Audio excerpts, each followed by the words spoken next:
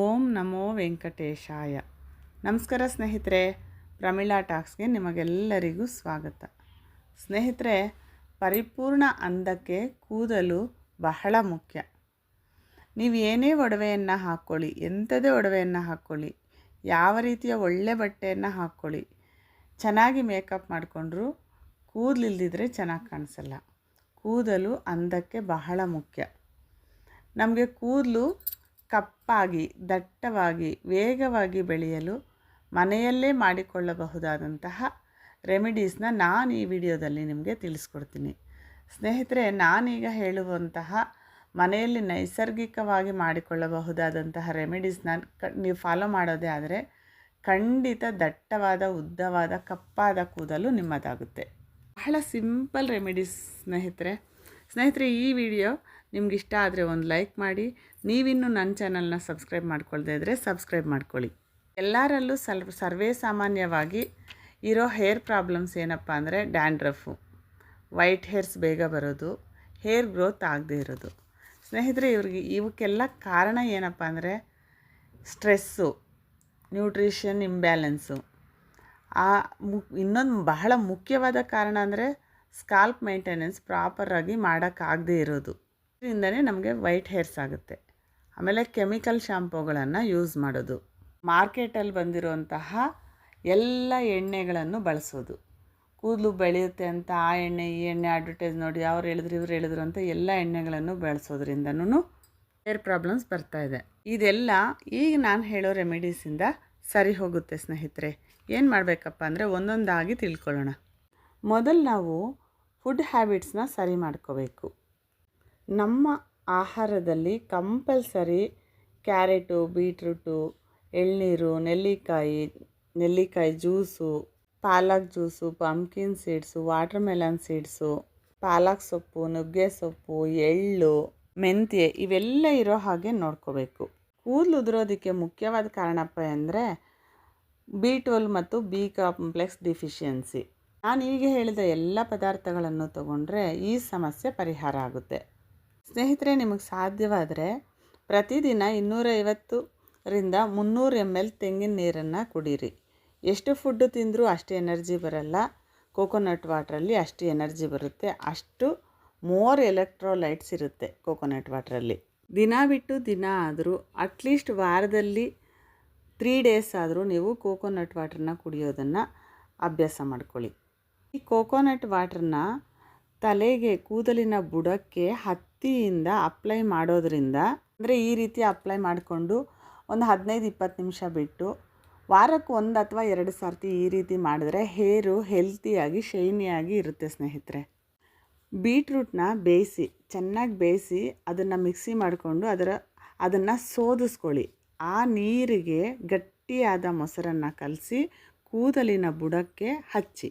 ಈ ರೀತಿ ವಾರಕ್ಕೊಂದು ಸರ್ತಿ ಆದರೂ ಮಾಡಿದ್ರೆ ವೈಟ್ ಹೇರ್ ಕಡಿಮೆ ಆಗುತ್ತೆ, ಹೇರ್ ಗ್ರೋತ್ ಆಗುತ್ತೆ, ಹೇರ್ ಫಾಲ್ ಆಗಲ್ಲ, ಡ್ಯಾಂಡ್ರಫ್ ಕಡಿಮೆ ಆಗುತ್ತೆ. ಸ್ನೇಹಿತರೆ, ಮತ್ತೊಂದು ಮುಖ್ಯವಾದ ವಿಷಯ, ನೀವು ಏನಾದರೂ ತಲೆಗೆ ಹಚ್ಕೊಂಡ್ರೆ 1 ಗಂಟೆ 2 ಗಂಟೆ 3 ಗಂಟೆ ಹೊತ್ತು ಹಚ್ಕೊಂಡ್ರೆ ನಮಗೆ ತಲೆಗೆ ಹೆಚ್ಚು ಪ್ರೋಟೀನ್ ಸಿಗುತ್ತೆ ಅಂದ್ಕೊಳ್ಳೋದು ತಪ್ಪು. ನೀವೇನೇ ಹಚ್ಚಿದ್ರೂ ಒಂದು 20 ನಿಮಿಷ ಅಷ್ಟೇ ಹಚ್ಕೊಂಡ್ರೆ ಸಾಕು.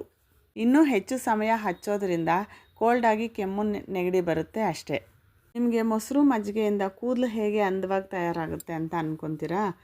ಮಜ್ಜಿಗೆಯಲ್ಲಿ ಮಸ್ಕ್ಯುಲೇಟಿಂಗ್ ಪ್ರೋಬಯೋಟಿಕ್ಸ್ ಇರ್ತವೆ. ಮಜ್ಜಿಗೆ ಅಥವಾ ಮೊಸರು ಸ್ಕಾಲ್ಪ್ನ ಕ್ಲೀನ್ ಮಾಡುತ್ತೆ. ಹೇರ್ ರೀಗ್ರೋತ್ ಆಗಬೇಕು ಅಂದರೆ ಫಸ್ಟ್ ಸ್ಕಾಲ್ಪ್ ಕ್ಲೀನ್ ಆಗಬೇಕು. ಸ್ನೇಹಿತರೆ, ಅದಕ್ಕೆ ಬೀಟ್ರೂಟ್ ಜ್ಯೂಸ್ ಜೊತೆ ಅಥವಾ ಪಾಲಕ್ ಜ್ಯೂಸ್ ಜೊತೆ ಮೊಸರನ್ನು ಕಲಸಿ ಕೂದಲಿನ ಬುಡಕ್ಕೆ ಹಚ್ಚಿ 15-20 ನಿಮಿಷ ಬಿಟ್ಟು ಉಗುರು ಬೆಚ್ಚಗಿನ ನೀರಿನಿಂದ ತೊಳಿರಿ. ಇದೇನೇ ಮಿಕ್ಸಿಗೆ ಹಾಕ್ಕೊಂಡ್ರೂ ಕೂಡ ಅದನ್ನೇ ಹಾಗೆ ಹಚ್ಚಬೇಡಿ. ಅದನ್ನು ರಸವನ್ನು ಮಾತ್ರ ಹಚ್ಚಿ. ನಿಮಗೆ ತೊಳೆಯೋಕ್ಕೂ ಈಸಿ ಆಗುತ್ತೆ. ಹಾಗೆಯೇ ಸ್ನೇಹಿತರೆ, ನಾನು ಈಗ ಹೇಳುವಂತಹ ಇಂಗ್ರೀಡಿಯೆಂಟ್ಸ್ನ ಬಳಸಿ ಒಂದು ಆಯಿಲ್ನ ತಯಾರು ಮಾಡ್ಕೊಳ್ಳಿ. ನೋಡಿ, ಒಂದು ಕೊಬ್ಬರಿ ಎಣ್ಣೆ, ಪ್ಯೂರ್ ಕೊಬ್ಬರಿ ಎಣ್ಣೆನ ತೆಗೆದುಕೊಂಡು ಅದಕ್ಕೆ ಕರಿಬೇವಿನ ಎಲೆಗಳು, ರೋಸ್ಮೆರಿ ಲೀವ್ಸು, ಇದು ಅಮೆಝಾನಲ್ಲಿ ಸಿಗುತ್ತೆ, 2 ಲವಂಗಗಳು, ದಾಸವಾಳದ ಎಲೆಗಳು ಅಥವಾ ದಾಸವಾಳದ ಹೂಗಳು, ಈರುಳ್ಳಿ ಇದೆ ಅಲ್ವಾ ಮನೆಯಲ್ಲಿ, ಈರುಳ್ಳಿಯನ್ನು ತುರಿದು 1 ಅಥವಾ 2 ಈರುಳ್ಳಿಯನ್ನು ಹಾಕ್ಕೊಳ್ಳಿ. ನೆಲ್ಲಿಕಾಯಿ ಗೊತ್ತಲ್ವಾ, ನೆಲ್ಲಿಕಾಯನ್ನು ತುರಿದು ಹಾಕ್ಕೊಳ್ಳಿ. ಮೆಂತ್ಯೆಯನ್ನು ಹಾಕ್ಕೊಳ್ಳಿ. ಎಲ್ಲ ಇಂಗ್ರೀಡಿಯೆಂಟ್ಸ್ನ ಕೊಬ್ಬರಿ ಎಣ್ಣೆಗೆ ಹಾಕಿ, ನಿಮಗೆ ಬೇಕು ಅಂತಂದರೆ ಹರಳೆಣ್ಣೆ ಕೂಡ ಸ್ವಲ್ಪ ಹಾಕ್ಕೋಬೋದು. ಚೆನ್ನಾಗಿ ಕಾಯಿಸಿ ಗ್ರೀನ್ ಕಲರ್ ಬರುತ್ತೆ. ಅದೆಲ್ಲ ಸ್ವಲ್ಪ ಚೆನ್ನಾಗಿ ನೊರೆ ಬರುತ್ತೆ. ಆ ನೊರೆ ಎಲ್ಲ ಸ್ವಲ್ಪ ಆರೋವರೆಗೂ ಕುದಿಸಾದ್ಮೇಲೆ ಈ ಇಂಗ್ರೀಡಿಯೆಂಟ್ಸ್ನ 2 ದಿನ ಅದರಲ್ಲೇ ಬಿಟ್ಬಿಡಿ. ಹೆಚ್ಚಿಗೆ ಕುದಿಸೋಕೆ ಹೋಗಬೇಡಿ. ನೀವು ಸ್ಟವ್ ಆಫ್ ಮಾಡಿದ ಮೇಲೂ 5 ನಿಮಿಷ ಅದು ಕುದೀತಾನೇ ಇರುತ್ತೆ. ಈ ರೀತಿ ಒಂದು 2 ದಿನ ಇಂಗ್ರೀಡಿಯೆಂಟ್ಸ್ನ ಅದೇ ಎಣ್ಣೆಯಲ್ಲೇ ಬಿಟ್ಟು ಆಮೇಲೆ ಸೋಸಿ ಬಾಟ್ಲಿಗೆ ಹಾಕ್ಕೊಂಡು, ಈ ಎಣ್ಣೆಯನ್ನು ಸ್ನಾನಕ್ಕೆ ಮುಂಚೆ 2 ಅವರ್ ತಲೆಗೆ ಬುಡಕ್ಕೆ ಚೆನ್ನಾಗಿ ಹಚ್ಚಿ ಮಸಾಜ್ ಮಾಡಿ, ಈ ಎಣ್ಣೆಯನ್ನು ಹಚ್ಚಿದ ಅಟ್ಲೀಸ್ಟ್ 1 ಅವರ್ ಆದಮೇಲೆ ತಲೆ ಸ್ನಾನ ಮಾಡಿ. ತಲೆ ಸ್ನಾನ ಮಾಡುವಾಗ ಬಿಸಿ ನೀರನ್ನ ಹಾಕೋಬಾರ್ದು. ತಲೆ ಮೇಲೆ ಉಗುರು ಬೆಚ್ಚಗಿನ ನೀರಲ್ಲಷ್ಟೇ ತಲೆ ಸ್ನಾನವನ್ನು ಮಾಡಬೇಕು. ಇಷ್ಟೆಲ್ಲ ಇಂಗ್ರೀಡಿಯೆಂಟ್ಸ್ನ ಹಾಕಿ ಎಣ್ಣೆಯನ್ನು ಹಚ್ಕೊಂಡು ಸ್ನಾನ ಮಾಡುವಾಗ ನೀವು ಕೆಮಿಕಲ್ ಇರುವಂತಹ ಶಾಂಪೂವನ್ನು ಬಳಸಿದ್ರೆ ವೇಸ್ಟು ಸ್ನೇಹಿತರೆ. ಆದಷ್ಟು ಕೆಮಿಕಲ್ಸ್ ಜಾಸ್ತಿ ಇಲ್ಲದೇ ಇರುವಂತಹ ಶಾಂಪೂವನ್ನು ಬಳಸಿ, ಆದಷ್ಟು ನೀವು ಸೀಗೆ ಪುಡಿಯನ್ನು ಹಾಕಿ ತಲೆ ಸ್ನಾನ ಮಾಡಿದ್ರೆ ಒಳ್ಳೆಯದು. ಅಂಟ್ವಾಳ ಬರುತ್ತಲ್ವಾ, ಅಂಟ್ವಾಳ ಮತ್ತು ಸೀಗೆಕಾಯಿನ ಮಿಕ್ಸ್ ಮಾಡಿ ಚಿಗರೆ ಪುಡಿಯನ್ನು ಮಿಷಿನ್ಗೆ ಹಾಕ್ಸ್ಕೊಬರ್ತಾರೆ. ಅಲ್ಲಲ್ಲಿದ್ದಾವೆ ಸ್ನೇಹಿತರೆ, ಹಳೆ ಕಾಲದಿದು. ಆದರೂ ನಿಮಗೆ ಕೂದಲು ಬೇಕು ಅಂದರೆ ಮಾಡಿ. ಅಂಟ್ವಾಳ ಮತ್ತು ಸೀಗೆಕಾಯಿ ಮತ್ತು ಚಿಗರೆ ಪುಡಿಯನ್ನು ಮಿಕ್ಸ್ ಮಾಡಿ, ಈ 3 ಪುಡಿಗಳನ್ನ ಹೋಗಲಿ ಆನ್ಲೈನಲ್ಲಿ ಸಿಗುತ್ತೆ, ತರಿಸ್ಕೊಳ್ಳಿ. ಈ 3 ಪುಡಿಗಳನ್ನ ಮಿಕ್ಸ್ ಮಾಡಿ ತಲೆ ಸ್ನಾನ ಮಾಡಿ ಶಾಂಪುಗಳನ್ನ ಬಿಟ್ಬಿಡಿ.